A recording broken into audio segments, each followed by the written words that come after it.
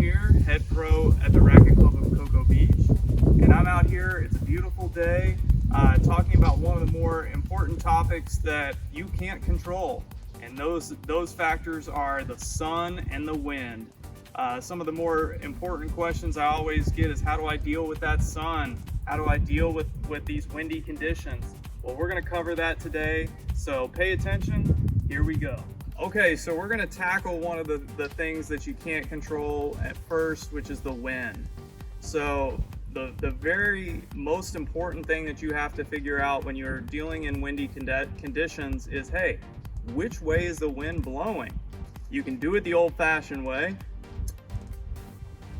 which is old-fashioned for a reason, or what I like to do is definitely try to find like a piece of grass or a leaf, or looking up at the trees and seeing, okay, this is the way that the wind is blowing, so that then I know when I pick my side of the court, whether the wind's going to be at my back, whether it's going to be in my face, or it's going to be a crosswind from the left or the right. So understanding that is going to be number one. We have to understand that, because if you are trying to pick something and you have the incorrect answer, now you're making adjustments on something that will just lead to more frustration and more errors. So what we're going to talk about is we're going to keep it simple. For the first example is the wind is at my back. So when I've decided, okay, the wind's at my back, I've dropped my grass, I've thrown my leaf up in the air to see which way it's going.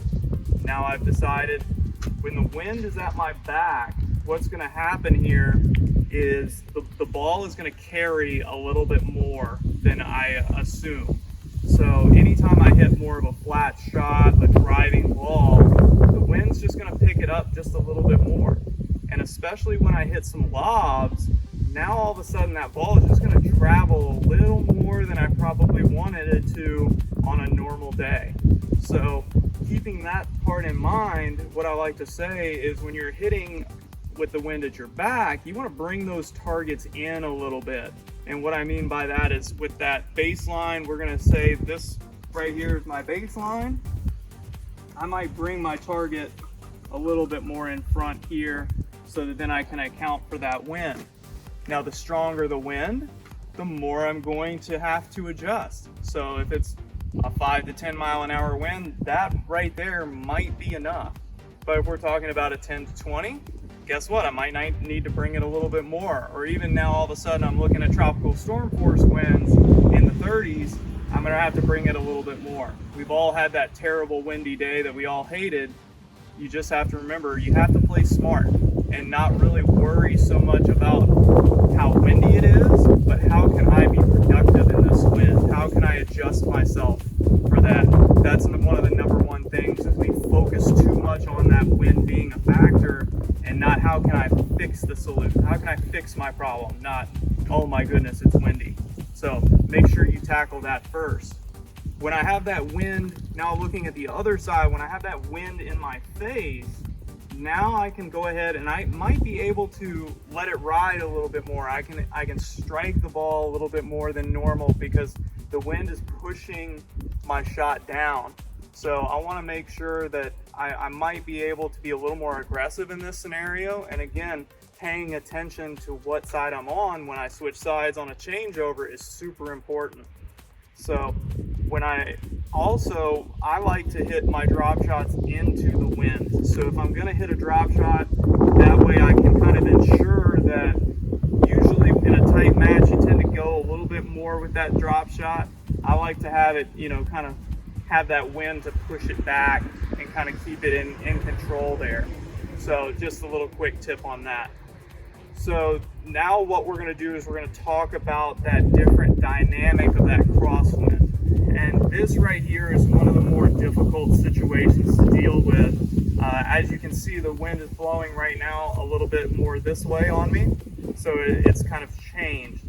And again, I have to be aware of these kinds of things. The crosswind is very difficult because it's going to push the ball into me when we're talking about, for me, my forehands. It's going to pull it closer to me or away from me on my backhand side.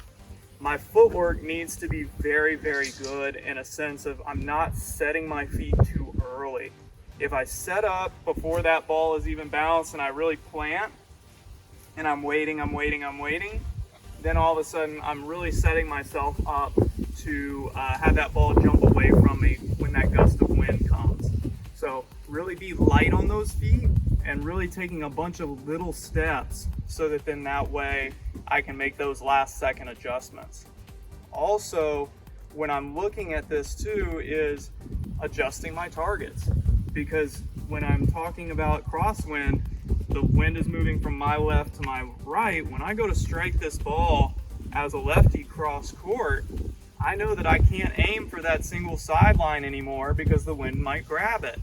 So I want to make sure I bring that target in, just like I said earlier back at the baseline. I want to bring that target in from the sideline maybe a foot and kind of experiment there and see how that kind of helps me.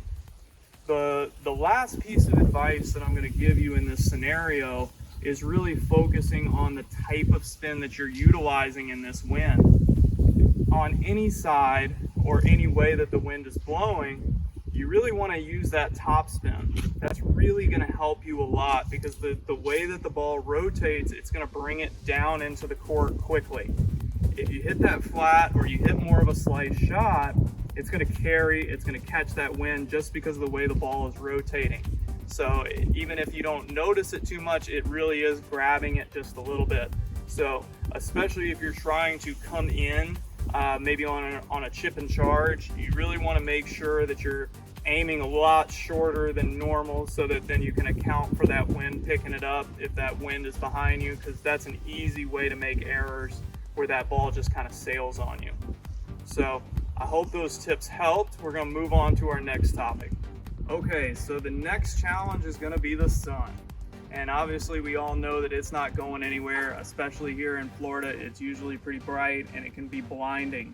So you want to make sure that one of the biggest things is as you're warming up, you know, in that warm up before that match, you want to go ahead and step onto the court and really realize where the sun is.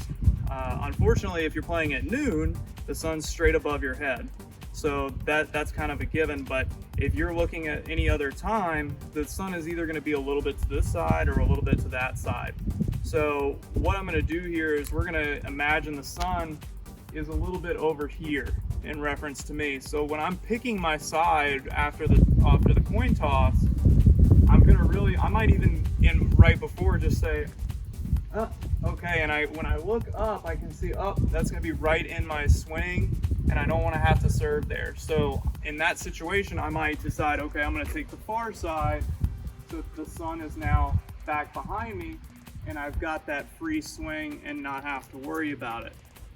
Obviously, at some point, I'm going to have to deal with that sun. When we talk about overheads, what the other main thing I like to do is I like to use that non-dominant up as a sun blocker. So as soon as I see that lob or that overhead coming, I bring that arm up, which keeps my normal form, and then I'm going to go ahead and block the sun. I'm going to create that closed hand, block the sun, so that then I can see clearly and hit my overhead.